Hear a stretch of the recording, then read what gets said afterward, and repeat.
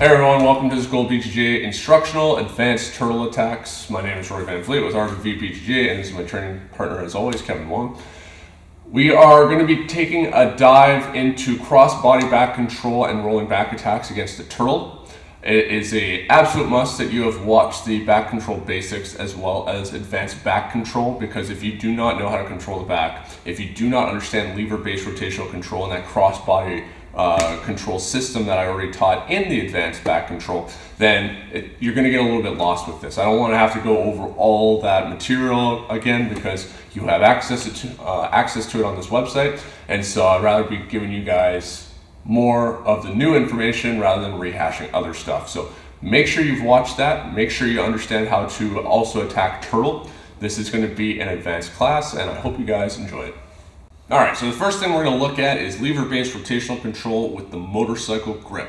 Unlike the other attacks that we went over in the basic control against the turtle, where we're looking for that seatbelt, this time we're going to be looking for a motorcycle grip. I think it's usually easier to get, and I don't have to commit my weight as much onto my opponent. Anytime I'm connecting with my chest to back connection, I always have to put myself on top of Kevin. And with that comes some risks of losing control as well as losing control of my center of gravity.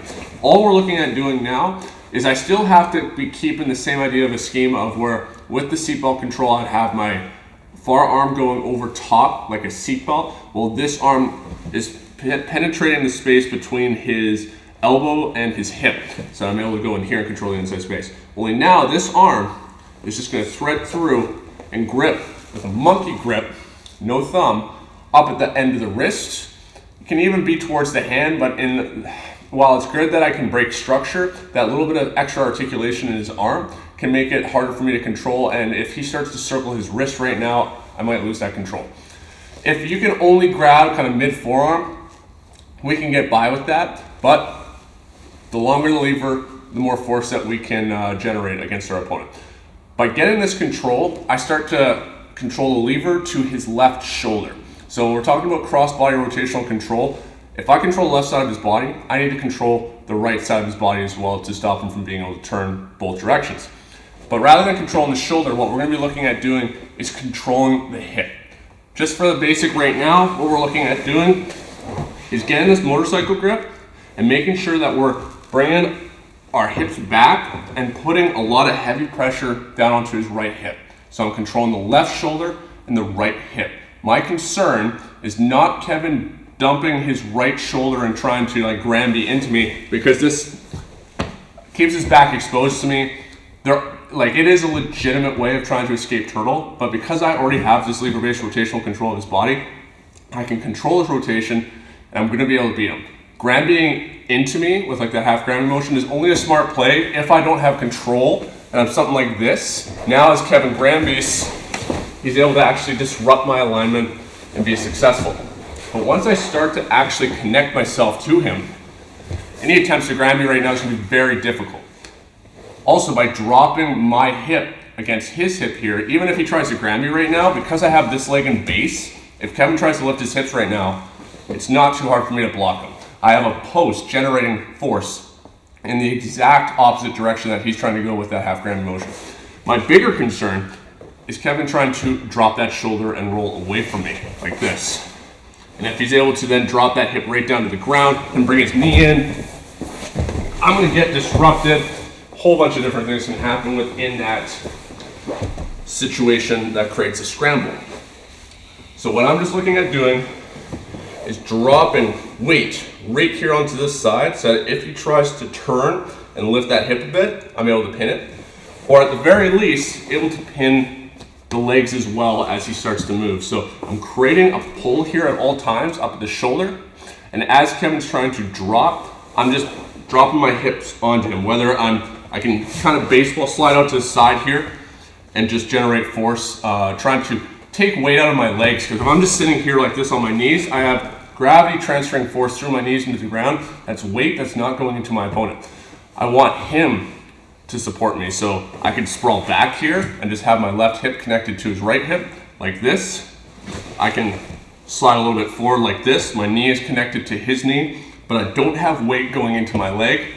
I'm suspending myself here, creating this where my right leg is supporting me, but he is supporting me on the left side. My left leg is completely free. This is also going to give me more mobility so that when Kevin does start to try and move and drop his hips away from me, that I'm able to start adjusting my hips, reattacking the turtle. So I want you guys just to get comfortable getting that motorcycle grip and putting weight on the opposite corner of your opponent's hip so that we're controlling cross body, left shoulder, right hip, or if you're on the other side, right shoulder and left hip. That's going to give us the best ability to control the rotation of our opponent as well as breaking their posture, which thus breaks their alignment and creates further vulnerability. We're going to jump straight into it and we're going to look at the barrel roll against our opponent in turtle dropping their hips away from us. Now it was the barrel roll in the turtle basics. I can't remember what I call these instructionals. We've done so many of them at this point. But the barrel roll, you have to act really quickly because we have chest to back connection, we have direct rotational control, not rotational or lever-based rotational control. And so we gotta be so on point. We gotta be jumping to the other side of our opponent. We gotta be creating a wedge with that knee, so just tries like that pressure. If I got this control and Kevin started dropping his left hip away from me, I have to so quickly move and make sure that my left knee comes in to create a wedge that then will act as a fulcrum, a pivot point for me to take Kevin's center of gravity over to the other side. Gotta be on point. But with lever-based rotational control, we get to be lazy and we can be a lot more slow with this. And so if you've gone through the advanced back control, you know that with the cross-body rotational system, we're able to actually start to have our chest disconnected from our opponent's back. So rather than have to stay super tight to him, all I have to start doing from here is looking to start finding a way to get my knee inside my opponent's knee-elbow connection here so that I can start to establish some lever-based control. So as Kevin's got his knee and elbow connected, what I'm looking at doing is taking my right knee, bring it up high, because there's space here, not down here. I start high and I cut through like a knife, so I'm able to separate that space. By separating and creating this space now, what I'm looking at doing is still keeping my hips tight to him. His knee is on the ground, so it's a load-bearing frame. It's hard for me to get my leg in there. But as Kevin starts to drop his hip away from me, that knee is usually going to start to become light. Even here, it's still there, tight, like this. But as he starts to turn even further, that leg lifts. As soon as that leg lifts, I'm inserting that twister hook. By me having that twister hook, even if I just fall off to the side here, and we can see that Kevin's center of gravity is off to the side of me rather than on top of me, I was unable to create a fulcrum, or I just didn't care to. I'm still able to, from here now, with this rotational control, cross-body control, I can now kick his leg out to the side, wind up this momentum, and pull him over so that I'm able to put in another hook. I could obviously belly him down and do like the Khabib maneuver, as I taught. This is why it's important that you guys have gone through that material. Here, inserting the motorcycle grip. As long as I got the motorcycle grip, even if I don't have anything else, as long as I can just put weight on his hip, I feel very comfortable here. As Kevin starts to try and drop, I don't even have my knee in this time, but I can still insert that hook, and now with that hook inserted, even though I'm disconnected, I'm able to, at this point, utilize this lever to rotate him either direction I want to make sure that I can create vulnerability, breaking his alignment. So here, knee elbow connection. I can't get in there. He's in super strong alignment. He's taking his ball and going home, as we like to call it, where this isn't a great position to be in a fight, especially when they're striking. In jiu-jitsu, we can get away with this. We do this against bears when they attack us because we're hoping the bear's gonna get bored. They're gonna nibble on us and they're gonna leave. I am not gonna get bored from here. I'm gonna happily keep attacking Kevin. So here, I just bring this knee up and I go into this mirrored right leg to right leg. At this point, I'm just keeping myself on his hip so that I don't fall completely off to the side. I can even be here, sprawled out. Watch his leg. As Kevin starts to drop his hip, all I'm doing is just kind of surfing on top of him, and as that knee comes in, I bring my leg in here. My knee is still pointing straight down, but this comes up to the sky, my toes hook, and now I have the twister hook which is now going to give me that ability. Like here, I'm more on top of him, so I could even bring my left knee up behind his hip here, and now use that as a fulcrum, where now as we lift, you can see how my knee has created that fulcrum for him to rotate over top like a teeter-totter. But even if my leg was more out here and the hip drops, I now extend that twister hook to create that external rotation in his hip. And now with that, I have the ability to move him. Let's do one.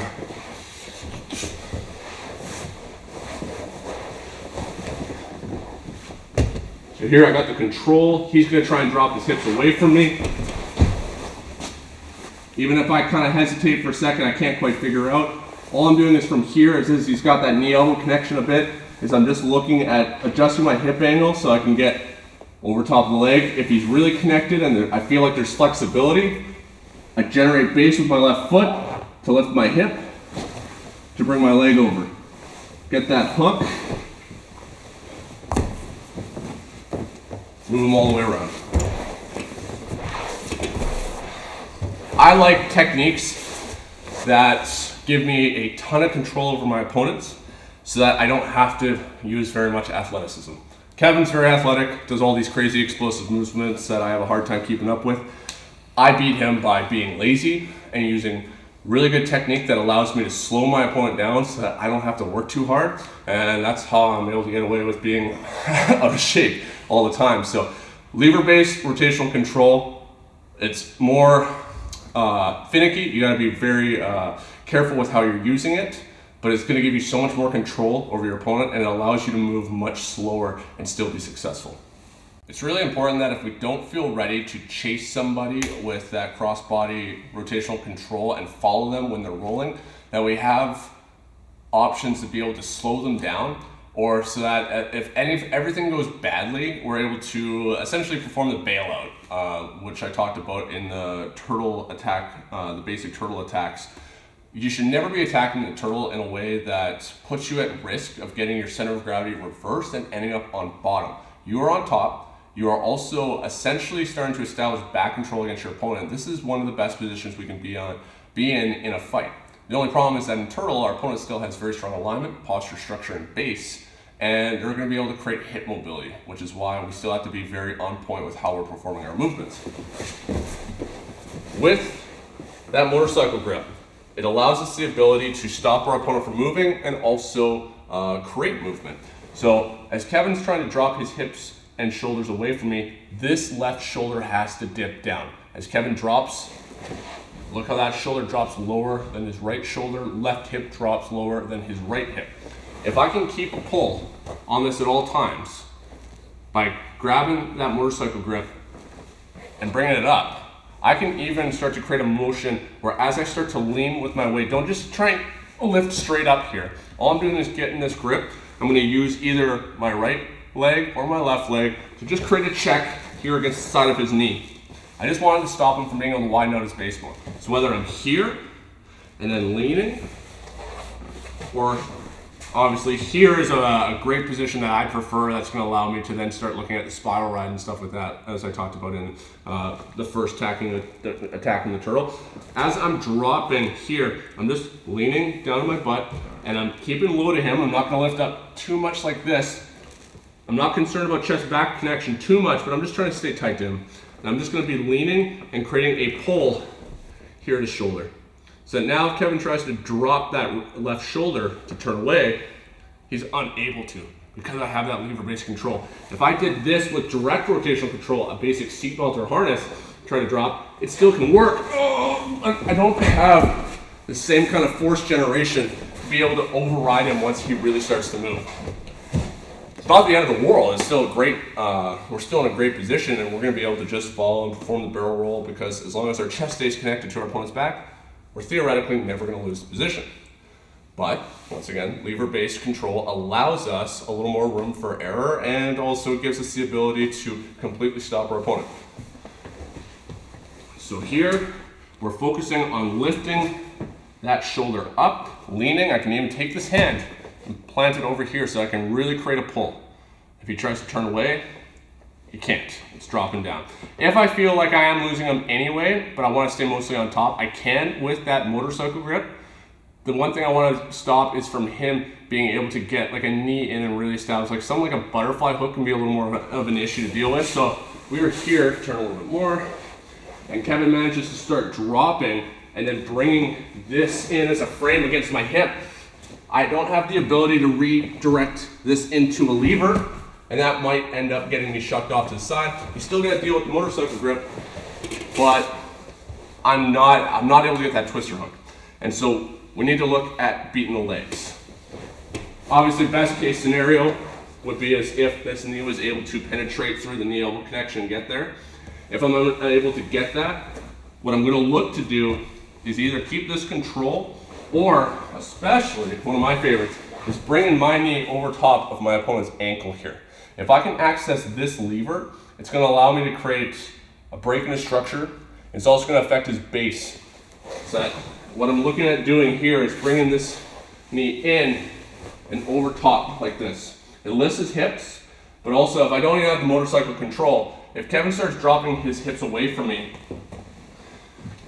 you can see how I start to create a pin with his leg here, and my hip is just gonna end up falling on top and pinning it just like a smash pass. So rather than him being able to redirect this into a frame, where now he can support my weight with his femur, if I can keep it pinned like this, especially with that motorcycle grip, I'm gonna be able to either move the mount, or I'm gonna be able to start looking at getting that twister hook in. So as I'm here, I got the motorcycle grip, I'm still creating a pull. As he starts to drop, I'm still gonna create a pull, but now I'm able to start dropping my hip here. I might even just from here start looking at inserting that hook depending on your flexibility. Or here he keeps trying to drop.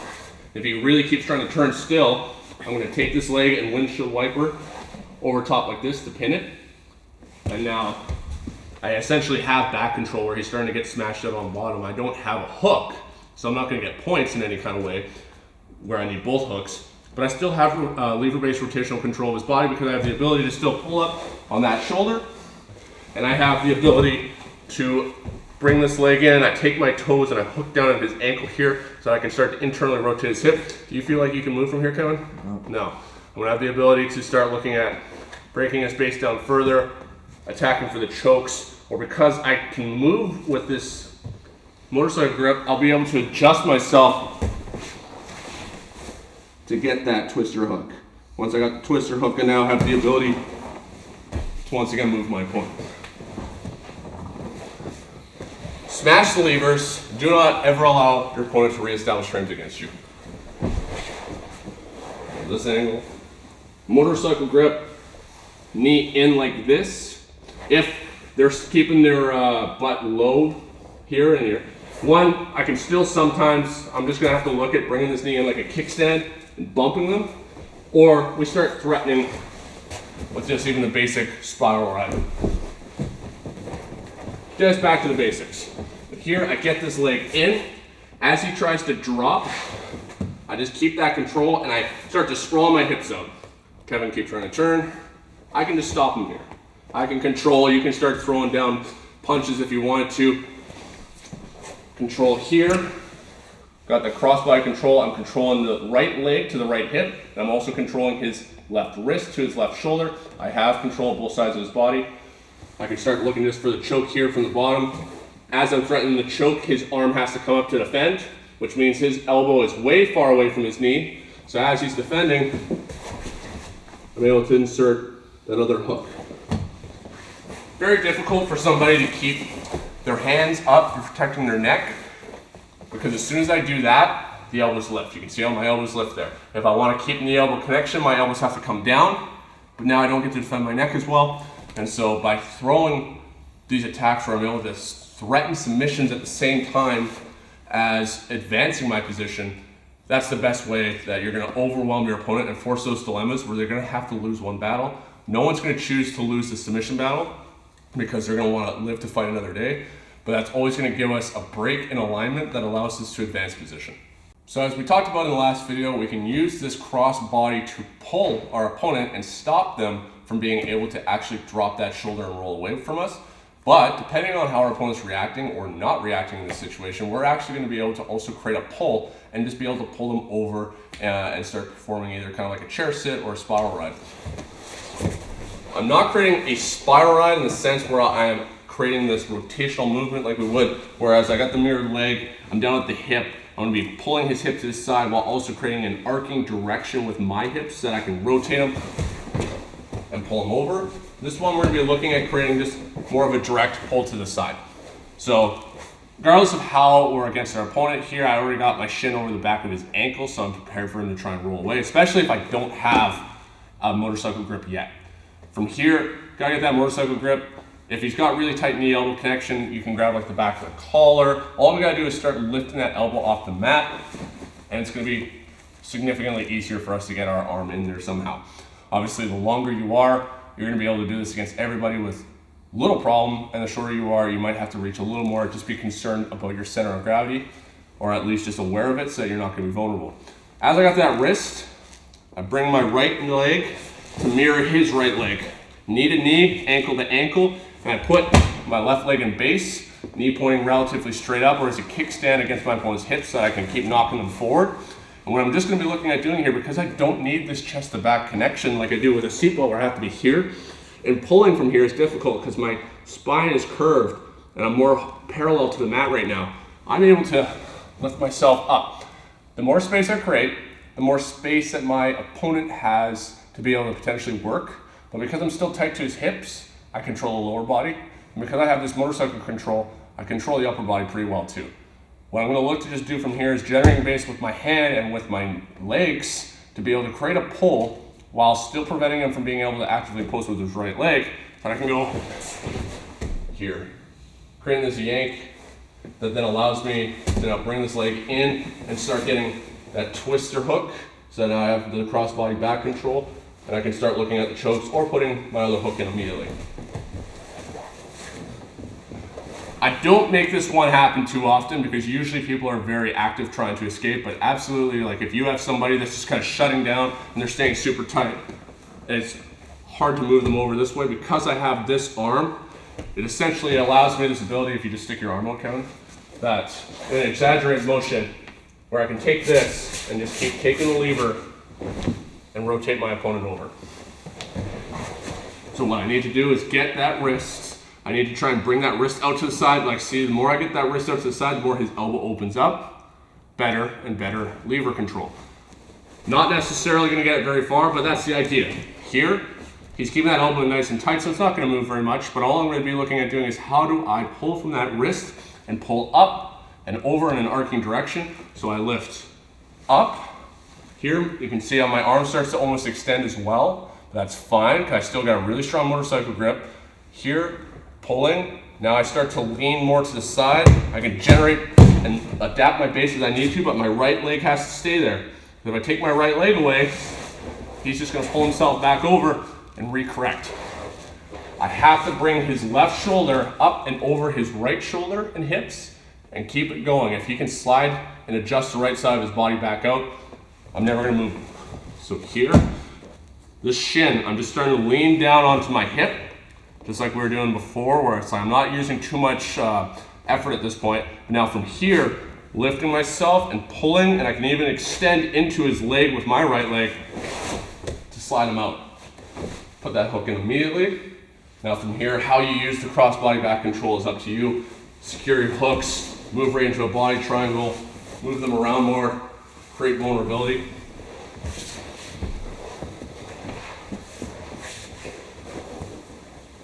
Here I get that motorcycle grip. I'm checking against his leg here just with my knee. I bring my leg in here to mirror, here and here. I start to lean, pull him off to the side. Here I was able to rotate him completely over and into the space between my legs and start inserting my hooks. Nothing has to be as explosive as the direct rotational control because we have the levers. So use that control, use the extra space that you can create to your advantage so that you can get yourself into better position to be able to generate more force and just look to pull them over into attacking the back. Now we're going to take a look at lower body back control and take a look at the rolling back attacks and the truck position. So just for So you guys understand what we're doing. Go into turtle, butt towards the camera. What we're looking at doing is establishing control that allows us to be able to control the rotation of our opponent just off the legs, and then perform the cool roll to start going into the stuff that you see with 10th planet, going into the twister, or if you don't want to do submissions that don't work at a high level, then looking at getting to back control. What I first want to talk about before we go into all that stuff on how to actually perform the roll is how do we control the truck, what is the truck, and how does lower back control work. We always have to have rotational control of our opponent, and so we're looking at using our opponent's legs here, and then rather than chest to back connection, we're looking at attaching our hips to the lower part of our opponent's back and hips. So think of like the sexy dimples on the lower back of a woman. It's essentially that spot, exactly right at the tailbone, where we are attaching our hips. So Kevin, if you lay down, turn this way. So what I'm looking at doing is having Kevin's hips up on top of me here. Kevin's hips are higher than mine. I'm in a good position, but now I'm controlling this space here. What we are looking at doing is having our one leg swinging up and around and controlling right at the back of the knee pit of our opponent. What this is giving us is a direct lever from the knee to the hip, so that I'm able to control the rotation of our opponent. I am never taking my right leg and trying to, in this externally rotated position, push out like this. If Kevin starts leg pressing against me right now, and I start pushing him here, I'm gonna hurt my knee. From here, foot on top of your own ankle, and now see how my left knee is in a leg press alignment? My right leg doesn't really do anything from here. It's just a placeholder, creating this wedge right behind Kevin's knee, and then I'm reinforcing that shin with my left leg. Now if Kevin tries to leg press into me, all the force I generate is through my left leg. So here, what this gives me is the ability to now push Kevin and rotate him away from me, which is going to expose his back even further. So what this does, this lever stops Kevin from being able to rotate to his left. If he tries to rotate to his left right now, he can't. But if he wants to turn away from me like I just drove him, if I don't control the one side of his body, the left side of his body, he can now rotate to the right. So if he turns up into base and then gets on top, this could turn to half guard really fast if I'm not properly controlling the rotation. What we are looking at doing is controlling our opponent here. So controlling the leg, one of the ways that people like to control the leg is here, just over top of the toes, monkey grip, as well as here on top of the foot or the ankle. The more I control here at the foot, the more I'm breaking the structure of his leg, making him weaker. If he tries to extend from here, imagine trying to leg press on a leg press machine with the weight being right here on the tops of your feet. He can only extend with as much force as his body will let him before his toes either start to really hurt or his own ankle feels like it's going to give up. If I control him here at the shin, which is traditionally I was kind of taught, now Kevin's able to put this boot on, and now I'm going up against his actual leg extension. And while I can still keep control to an extent, he's able to get into much better structure here. If he kicks straight up to the sky hard, I might even lose that control, and then he's going to be potentially gone. So that's where I'm also not a fan of the gi. We can see how that'll be even worse control. This gi has slid halfway up his shin. So if I'm trying to control the gi, it might work in the sense that it just continues to ride up and I can still hold on to this. It's better than nothing.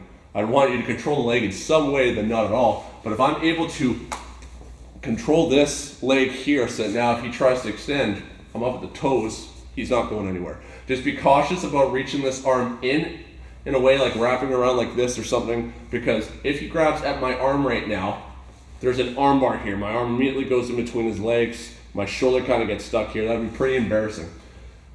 I can also take this arm. There's two ways that people do this.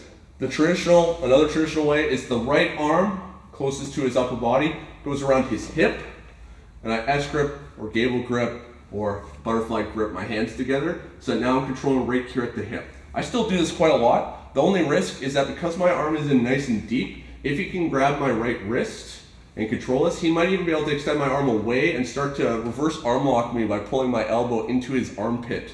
And it puts me in this bad situation. It can also be difficult to pull my arm out when I want to be able to advance. I like taking this arm and reaching through and keeping my right arm shallow and my elbow connected to his hip here. So if we turn, not the easiest position to turn. Instead of taking this right arm and reaching deep like this and gripping, which is by no means wrong, but you can see how my arm is now easier to control. If he just pushes and blocks my elbow, now when I want to advance, it's hard for me to get this arm out. But if I control with this arm deep and gable grip my hands together, or S grip, or by all means you can totally grab onto the gi here. Now I can box his hips in even better, controlling him here. And now if he tries to control my arms in any way, I don't care if he can pull and hold on to this wrist and keep it. I don't care, because this is the arm that's going to allow me to start moving up to the upper body. So right now we are controlling that space at the tailbone. Our goal will be to transition up through this position up to controlling with our chest in between the shoulder blades to traditional back control. But it's really important that you guys understand getting into this position and controlling here. The truck is what Eddie Bravo calls it. We've just kept that nomenclature because everyone knows it here. If Kevin is able to slide that knee out anyway and put his shin behind my leg, then obviously the position's completely changed and I'm vulnerable to getting completely reversed. So that's just an introduction to the truck, in which we're looking at lower body back control. We're now going to take a look at how to move from the truck position, lower body back control, up to regular back control. It's really important that our one hook doesn't really change. It's still controlling the right side of our opponent's body, but as we move from controlling our opponent's leg, that we have a placeholder system the whole way as we climb up to our opponent's back, because obviously, as we talked about, if we lose control of the one side of our opponent's body, they're going to turn away from us and they're going to potentially even get on top into a half guard. So as we're in this position, our opponent's hips are up on top of us. We have this hook, we're in the truck. This hook stays exactly where it is. I prefer just having the foot on the ankle. Some of you guys might be bigger 10th Planet fans and you like doing lockdown. I don't think it's as good or as maneuverable, obviously, because now my legs are locked here. This gives me the ability to create more movement as well as adjust my hips as necessary. But I still use the lockdown once in a while, or the grapevine. As I'm controlling this side of Kevin's body, what I'm looking at doing is migrating up by controlling this arm. So it becomes cross-body rotational control again. Right now I'm controlling both his legs. I have control on both sides of his body, but it's not the opposite corners. What I'm looking to do here is control this leg. This is also why I like keeping this arm in deep, because this is going to allow me to now start reaching to get a grip on his arm. If I can control his arm, say like just baseball bat control, I still have control of the left side of Kevin's body. So if he tried to turn away from me right now, all he's going to potentially do is put himself in a bad, vulnerable position. Or if I have a really tight control of his elbow and he tries to turn, he's not going to actually move at all. So this still counts as controlling the left side of his body. So as I'm here, Kevin's keeping his arms in tight. What I'm looking at doing is taking this arm and going underneath his elbow, and with a monkey grip, gripping up here at his forearm. I don't even have to get, you can see here, I'm not really gripping at his forearm, but I'm creating this wall here. Kevin, to try and get out from this position, would have to go really wide with his arm, in which I'm still able to control here. As long as I'm blocking this, I'm controlling the rotation of his body to an extent. So here, I can also reach through. This is a great time to grab the gi, potentially, like pistol grip here up at the wrist. So that I'm able to hold this, so I have this placeholder, so that as I let go, I still control the one side of his body, so that now this arm can come over top and control the wrists. What's usually taught in 10th Planet is getting to that baseball back control. We can control it just here. We're going to even bring our elbow into our opponent's armpit, because now I've created this frame with my arm from his shoulder to his wrist. So if Kevin tries to curl his arm right now, it's impossible for him to do so. It's against bone. If I'm controlling him here and he really curls that arm, I'm still getting pulled in. I don't care if he gets back alignment though, because if he's holding my arm really tight here, he still can't turn. And so from here, I'm able to get this grip against his wrist. What I'm looking at doing now is controlling that wrist still as I take this arm out, and I'm reaching up to his shoulder. So if it's in the gi, I can go horse collar, or I can reach back over to his neck here over at the trap on the cross side. I'm not going here because I need to pull myself underneath. I'm still using my legs to be able to rotate him here as much as I need to. So if I feel like he's getting his back to the mat, and I can't really quite get underneath them, leg press with this to be able to turn him away. So I'm going to be able to pull myself to him and pull him towards me. I'm connecting my chin over top of his shoulder because right now we're going to direct rotational control. So I'm able to now start setting up that seat belt, nice and high in the killing hand, up on my elbow, insert that left hook. I've now secured upper body traditional back control. We can jump steps. You can absolutely streamline this and just go straight to back control depending on how the situation is playing out. But if you guys methodically understand how to go through just step by step, then you're going to be playing it a lot safer. You're not going to lose control. And then in time, you're going to figure out where you can kind of jump steps if needed.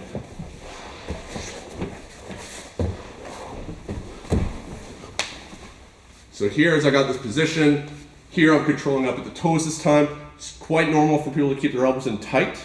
Sometimes they'll reach out further like this. If they reach out further to try and get at your arms to try and beat it, they probably don't know how to defend the truck very well, because this obviously, as soon as he starts reaching out towards me, I'm able to really start snatching that arm up, and now I have that control. That's going to allow me to now go deep up to the shoulder this time. Here, as I got this control, this arm stays in, I reach up deep to the shoulder so that then I can release. So now this arm, even if I can't reach at him, I can at least build up onto my elbow to create more mobility.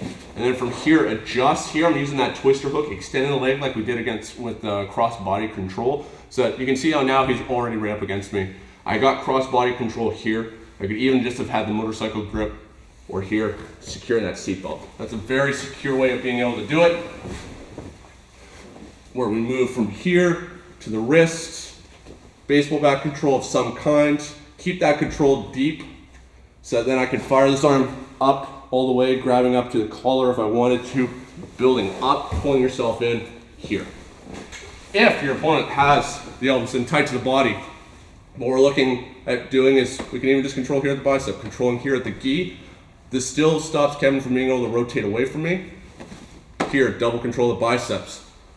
Filling up onto my elbow, adjusting my hips to attach my chest to his back, establishing either the seatbelt or the motorcycle grip. Just make sure that you're using placeholders as you move from going from the lower body up towards the back, and you're never going to lose control of your opponent. So there's two main ways that we can get our opponent into the truck. We can either just pull them right into it by falling backwards, or we can do the really cool rolling back attack. The first one we're going to go over is just pulling our opponent into the position, because it is extremely easier to do, much less complicated to teach. And you guys need to know how to attack both directions, because obviously if you're only trying to go for that rolling back attack and you got to jump by your opponent's hips and they know that they just have to lean hard to one side to shut it down, then you're going to have a hard time. So like with anything, we can't ever just attack in one direction. We need to be able to go to both our left and right side, and both forward and backwards. Kevin is in really strong turtle in the elbow connection. This is one of the times where I will not use cross body back control with that motorcycle grip, because if he's in so tight here, sometimes you're just absolutely stuck. In MMA or self-defense kind of situation, we have the ability to be able to strike at our opponent to open them up if we needed to, or strike at the lower body if it's law enforcement, like you're just using something to distract and open them up. But in jiu-jitsu, this unfortunately works really well. They've just balled up and they're not going to be engaging in this fight right now. What we're able to do is start looking at getting this lower body rotational control. What we're looking at doing is, even if our opponent's dead toes, it's relatively easy for us to be able to take our fingers and get in towards their instep. I might not be able to get at the actual foot yet, but right here at the ankle where the back of his foot, the shoelaces are up against, it's very difficult for him to actually hide that. There's always a little bit of a curve. Taking my fingers and growing it right here with double motorcycle control, monkey grips, to get that control of the one side of his body. What I'm looking to do here is keep my chest and hips on the one side of his body, so that I'm still pinning the right side of his hip and now controlling a lever to the left side of his hip. What we're looking at doing is taking our knee and cutting in again. So here, turn all the way around, Kevin. Accessing the far side can be very difficult because it's harder for us to generate force on that side because we're over here, as well as it's our arm against their arm, or against tight knee-elbow connection, so incorporating their back and their shoulders. Our legs are very powerful though, and so even if it keeps a nice tight knee-elbow connection, what I'm looking at doing is not only cutting from up top like we talked about, but because of this angle I can now create, I'm actually looking to start cutting from this angle here in. Don't just attack perpendicular against somebody that's really tight. So if I was here and trying to get in, I could potentially make it work, but I'm gonna come up a little bit shallow here each time. By me being able to control the legs, you can see how now I can turn my hips. Because my hips are facing this way, I'm now able to take my knee, and because his thigh sticks out so much further than the rest of his body, because his elbow will always be inside, it allows me to now travel my knee across his ribs and cut in this direction. Very powerful, very difficult to stop. You can see how the knee is on the outside here. We track along the ribs and cut in like this. Very effective. So now, as I got this control of his ankle, I can slide down to his toes as much as I can. What I'm looking at doing is bringing this leg up. I can even lift myself here, and I'm cutting in, and I'm sitting down to my hip, driving my shin in against the top of his knee here. It's gonna start bringing his leg out to the side, so I'm also able to start to take this leg and hook it. What I'm just looking at doing from here, I'll show you guys another angle of course, is dropping back, pulling his hips here, so that then I can put that hook in, getting ourselves to the truck, and being able to look at moving ourselves to the back.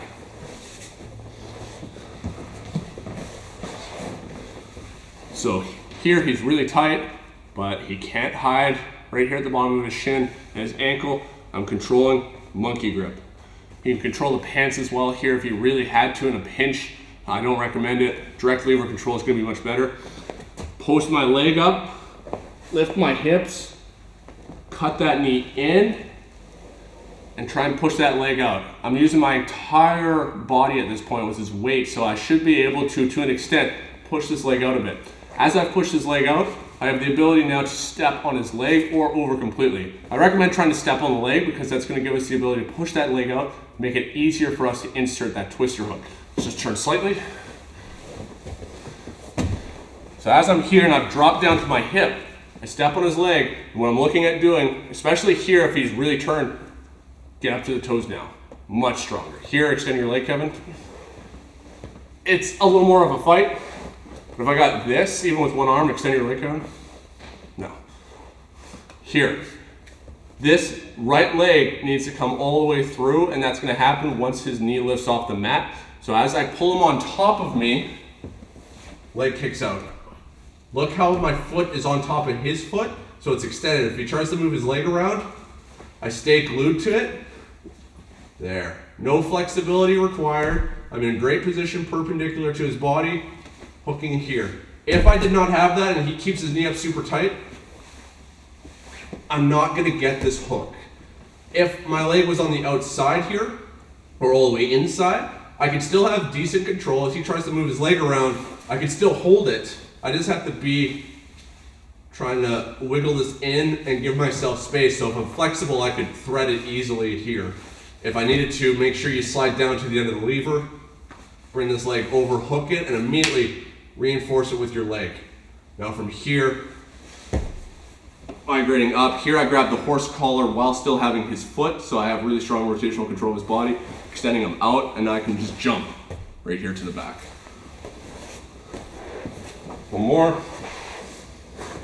Let's go here. So I'm unable to penetrate the arms in any kind of way, so I'm going to choose to switch my hips, migrate down to his legs here, cutting that knee in, pulling him out, stepping on his leg here. Because this shin has pushed him out, it's also stopped him from being able to recompose his base. So now I'm able to, from here, push off of his leg, because I don't mind it extending, here and pull him.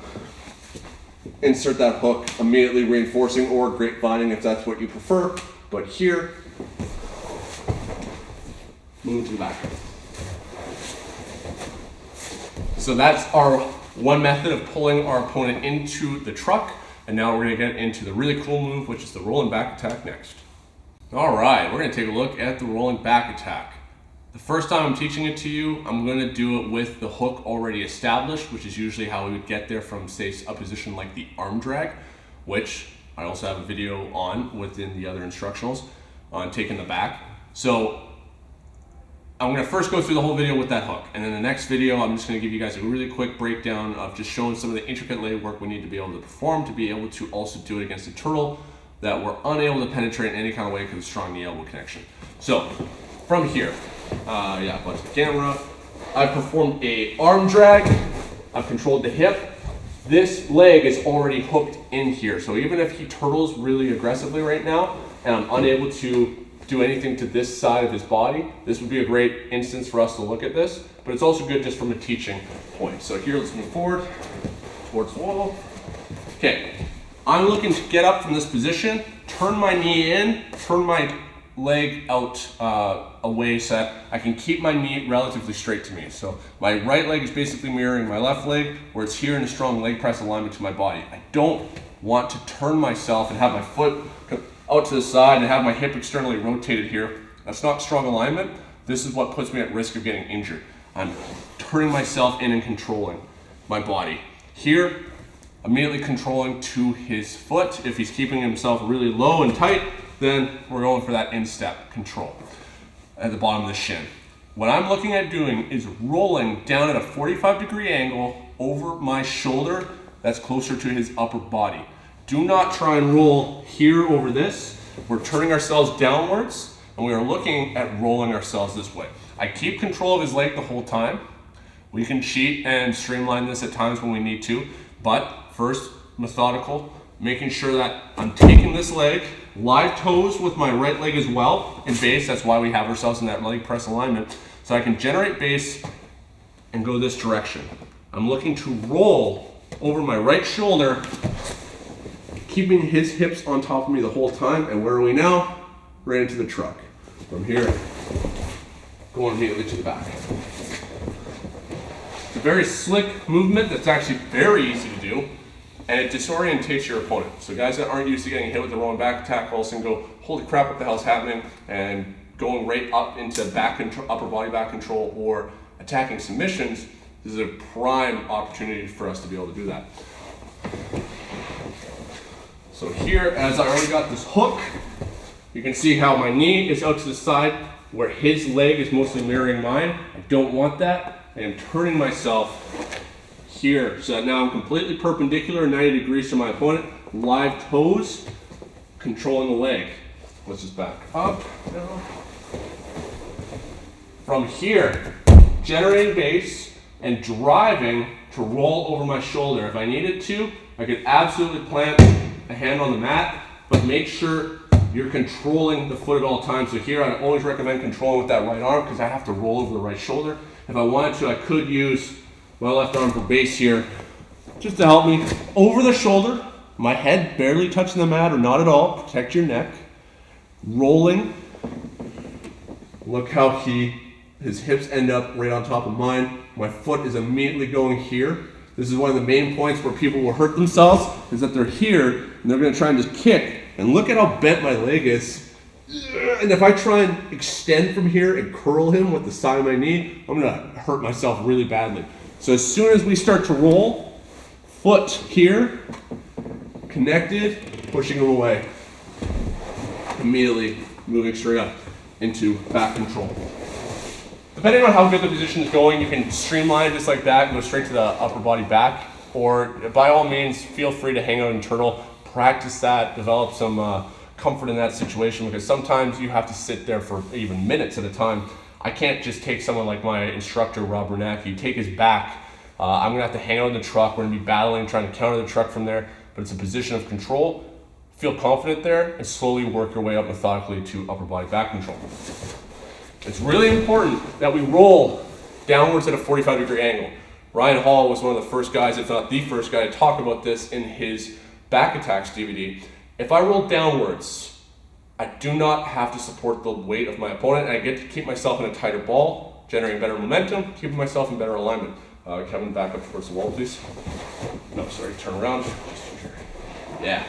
So if I roll straight up to the side, 90 degrees, or even worse, up at a 45-degree angle, which is taught like this quite a lot on YouTube, watch how his hips end up, like my leg has to extend and pull him on top of me. So if at any point you're trying to do this, you're going like this, and now from here, trying to pull on top, it's much more difficult than if, like even here, if I went straight out this direction, look how my leg is off to the side here. My head gets a little more jammed up. I have to, oh look, his hips are right on top of my head. I could still make it work potentially, but it's a lot uglier and it's a lot more work for me. Let's back up to the side here. But if I go down at a 45-degree angle, so as I'm here perpendicular, I'm gonna roll here. I'm gonna take my arm, I'm gonna fire it out this direction, even if I don't hold on to his leg right now. Here, really tight, small motion. He lands perfectly in place.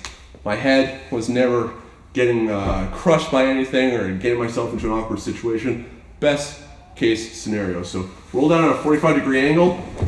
The rolling back attack is going to be much easier. In the next video, I'll show you guys what we're going to have to do with our legs just to be able to do this against a turtle where we're unable to get that hook. Let's take a look at just the leg work we need to do against a turtle for the rolling back attack.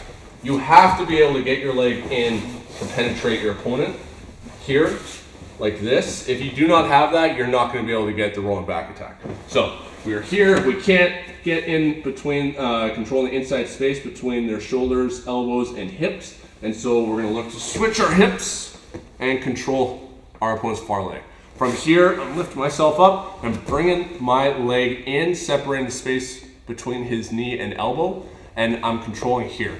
Now, we're gonna look to do the roll from here, but what we want is to make sure that as the roll starts, this foot is gonna be going on top of the ankle. I don't do it here, because as you can see, this puts me in an awkward position. I also don't have any base behind me, so if I'm gonna try and throw myself over this direction, I can't. This would put me in strong base to be able to push myself backwards in this motion, which there's nothing wrong with that. It is the path of least resistance sometimes, so we'll absolutely want to look to go that route. I'll take that route most of the time unless I'm trying to show off, unless I have to.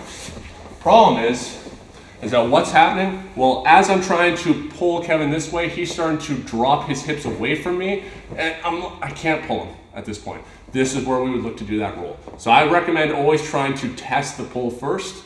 As he's trying to drop his hips and turn away from me, I'm gonna drive off the mat. I'm gonna make sure my shin stays connected to the top of his knee, and I'm gonna start to roll. Here. As this gets to this position here, my knee is still in front of his knee. As we start to roll, my foot connects to the back of his ankle and calf. So as we continue to roll here, I'm able to extend him and bring my leg in behind his knee. And then bring this here. Very, it's relatively easy to do once you get comfortable with it, but it can seem like quite a monumental task when you're first learning this. Just as the more comfortable you get with this roll, the more you're gonna be able to do it even slowly and be able to control your opponent. Understand that the risk isn't that great if we fail to get that hook, which is what I'm gonna talk about next, being able to bail into like a leg drag position. But we're here. I get control, and then from here, he might already be leaning enough at this point that it just makes sense where it's, okay, I can't create a pull. His left hip is dropping too much. So I'm gonna look to start driving myself over here, hooking that leg, bringing it up. The more flexible I am, the sooner I can insert that hook. Now I'm into the truck. Move myself to the back.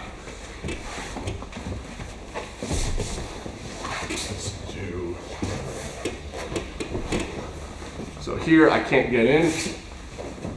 Bring myself here. I'm already leaning a lot at this point. Here I look to roll. Insert that hook.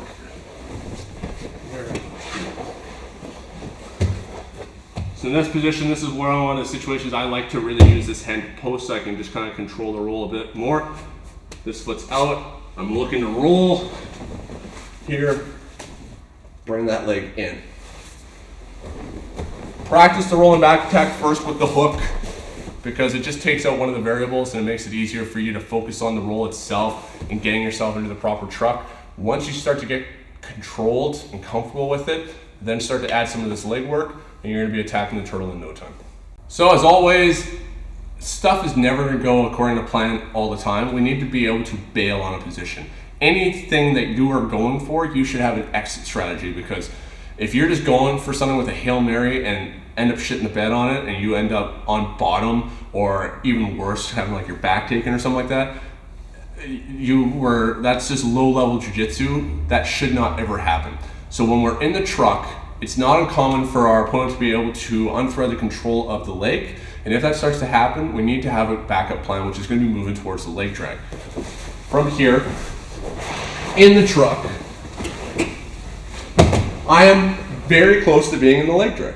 The only thing that's going to change from here is if he's starting to redirect my leg, or I feel like I'm just like here, if I feel like I'm about to get my back taken by him getting the truck on me by countering, or a lot of the time I feel like his hips are starting to get off of me and we're falling to the side, you feel like this hook is super weak, or it's even hurting your knee because it's too flexible at this point, all I'm going to look to do is start bringing this knee up to replace the control behind my opponent's knee here. So rather than losing this control like this and losing everything, potentially, my right leg is controlling the back of my opponent's knee so that I'm able to rotate him. As I start to lose that control, my shin is just going to come in like this. As I'm controlling his leg, if I still control it here, what I'm going to look to do is just bring my elbow to this side and connect my knee to my elbow like this. I'm going to bring my foot out back like this, withdrawing with my right hip so I can build up onto my right elbow. And by keeping this control, we can see how we're able to start turning into the leg drag. I like to keep my knee in super tight to my opponent's hip, turn myself at 90-degree angle, keeping this hook so you can see how I can flare my opponent's leg, so if he tries to put it in base, he's unable to. So then I'm able to start migrating myself around to passing his guard. This isn't an instructional on the leg drag. It's just showing you guys the idea of how we're able to bail from the truck into the leg drag position. So head towards the camera, come. Head towards the wall a bit more. All right.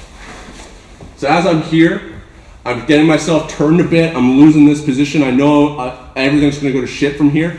So especially from here, it's easy for me to start getting either a grip on the side of my opponent's knee, or even controlling up at the knee itself, preparing to make sure that I can get around this leg. Because the leg work's the easy part. All this leg has to do is fall out, and my shin will always go in behind his knee. I need to make sure that I'm able to beat this and control here. If it's the key, we can obviously anchor very tight at this point, but this knee elbow connection with my foot engaged with the shoelaces of the top of my foot with a sticky butterfly hook. Now if Kevin tries to move his legs around, I'm keeping my knee not like this, because if I do this, he can pummel in. I'm keeping my knee turned down and against the pocket of his hip. Try and move your legs around, Kevin. Here, building up onto my elbow, my right leg is back in base, live toes. Keep trying to move from here, Kevin. I might be even able to start looking at going back to attacking the back, which is one of the great things that we can do from a leg drag to control it really well. So if you feel at certain positions you are losing that control, then bail to the leg drag, control your opponent's legs as levers, control the hips, move up. This is especially important. Talked about from the last video, if we have to do a little more fan dangling of our legs for this leg work, where if I'm here in this position, I might not be able to even get the leg. Or you should. Once you really control this position, we're not ever just doing a Hail Mary, it's control. But as I'm here and I start to drive Kevin, I'm trying to go like this, if I'm losing this leg or I'm unable to even get that hook, then it just makes sense for me to immediately start moving into this position here. From here, I'm able to control and start moving into that leg drag. And if you're into rolling back attacks, then you'll probably have some baby bolo and crab ride attacks from there, so you're going to be able to set up more back takes just from the leg drag position itself. That stuff all ties in really well together. So make sure, whether it's in the truck and you're losing the position, or you fail to get into the truck from the very beginning, that you have that backup plan of going into the leg drag, so you're going to be able to make the best of a bad situation. Thank you everyone for taking the time with us today to go through this instructional with us. Thank you, Kevin, for generously donating your time to help with this instructional. Thank you to Go BJJ, as always, for giving me the opportunity to teach for you guys. This has been a lot of fun coming up with a really tight system for you guys of going over how to control the back control from the basic and more advanced levels to being able to attack, as well as being able to attack turtle now and set up back attacks from different situations. So I think that's 5 instructionals now just on being able to control the back, being able to take the back, and being able to attack the turtle.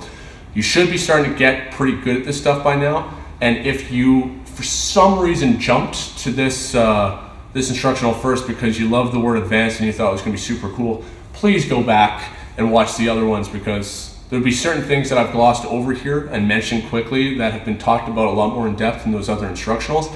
And the goal is that you guys have progressed through each of one of these, whether it was with me as I was filming these and kind of with the release dates, or you're jumping into it now. Start at the beginning, work through these. Don't just watch one and then watch the other immediately. Try and take your time and drill this stuff. Hone your craft, hone your technique, and you're gonna have so much more success with this stuff. This is starting to create a system where you're able to now take the back from anywhere, being able to threaten the back, change submissions, being able to absolutely wreck people when they turtle. Turtle is not a good position for people to go into. Some people build a false confidence thinking that they're really good at defending from turtle because everyone sucks at attacking the turtle. But if you work on this stuff, you're gonna be able to just systematically break them down. There's a lot more material on even just attacking the turtle, and obviously chaining the back attacks and taking the back, but hopefully you guys have gone through those instructionals, enjoyed them, and it's going to give you guys a really solid foundation.